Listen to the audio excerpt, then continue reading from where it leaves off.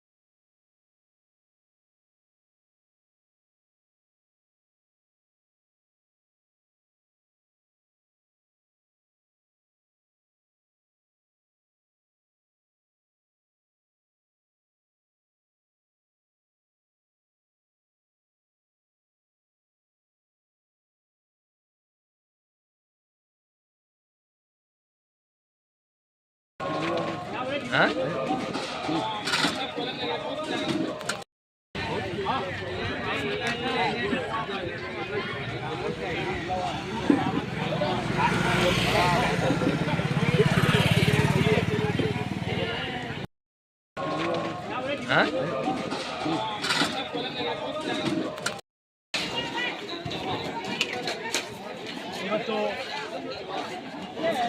ಪವಿತ್ರ ರಂಜಾನ್ ಹಬ್ಬದ ನಿಮಿತ್ತವಾಗಿ ನಮ್ಮ ವಿಜಯಪುರ ಫ್ಯಾಮಿಲಿ ವತಿಯಿಂದ ಎಲ್ಲ ವೀಕ್ಷಕರಿಗೆ ನಾನು ಮೊದಲನೇದಾಗಿ ಆರ್ಥಿಕ ಶುಭಾಶಯಗಳನ್ನು ಕೊಡಲಿಕ್ಕೆ ಇಚ್ಛಪಡ್ತಾ ಇದ್ದೇನೆ.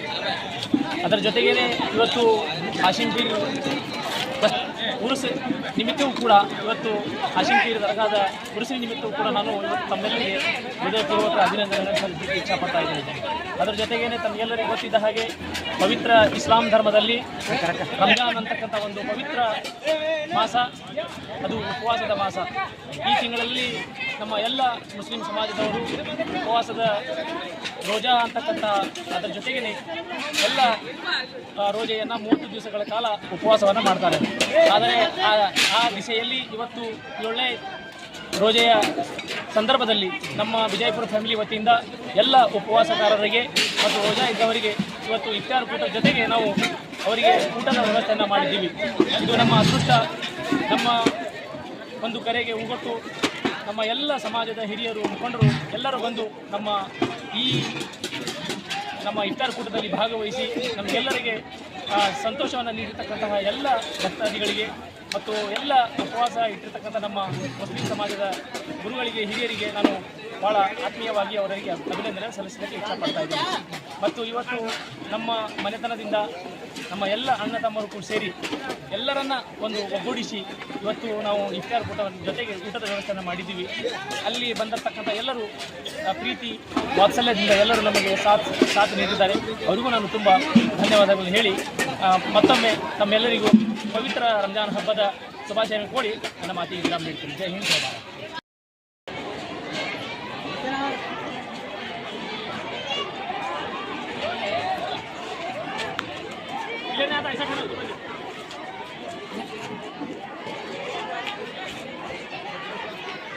ಭಾರತ್.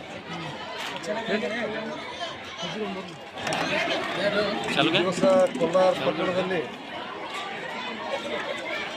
ಅಲ್ಪಸಂಖ್ಯಾತ ಸಮಾಜದ ಒಂದು ಪ್ರಮುಖ ಮನೆತನ ವಿಜಯಪುರ ಅವರ ಮನೆತನದಲ್ಲಿ ಈ ದಿವಸ ರಂಜಾನ್ ಹಬ್ಬದ ನಿಮಿತ್ತವಾಗಿ ನಡೀತಕ್ಕಂಥ ವ್ರತವನ್ನು ಮಾಡ್ತಕ್ಕಂಥ ಬಂಧುಗಳಿಗೆ ಇಫ್ತಾರ್ ಕೂಟವನ್ನು ಏರ್ಪಾಡು ಮಾಡಿರ್ತಕ್ಕಂಥ ಶುಭ ಸಂದರ್ಭದಲ್ಲಿ ಪವಿತ್ರ ರಂಜಾನ್ ಹಬ್ಬದ ಶುಭಾಶಯಗಳನ್ನು ನಾಡಿನ ಜನತೆಗೆ ಹೇಳ್ತಾ, ಬರುವ ದಿನಗಳಲ್ಲಿ ಆ ಭಗವಂತ ಅಲ್ಲ ನಾಡಿಗೆ ಒಳ್ಳೆಯದನ್ನು ಮಾಡಲಿ ಅಂತ ಬೇಡ್ಕೋತಾ, ಇವತ್ತಿನ ಈ ಇಫ್ತಾರ್ ಕೂಟದಲ್ಲಿ ಕೂಡ ದೊಡ್ಡ ಸಂಖ್ಯೆಯಲ್ಲಿ ಬಂದು ಭಗಿನಿಯರು ಭಾಗವಹಿಸಿದ್ದಾರೆ. ಎಲ್ಲರೂ ಕೂಡ ಒಳ್ಳೆಯದಾಗಲಿ ಅಂತಕ್ಕಂಥ ಮಾತನ್ನು ಹೇಳಿದ್ದಾರೆ.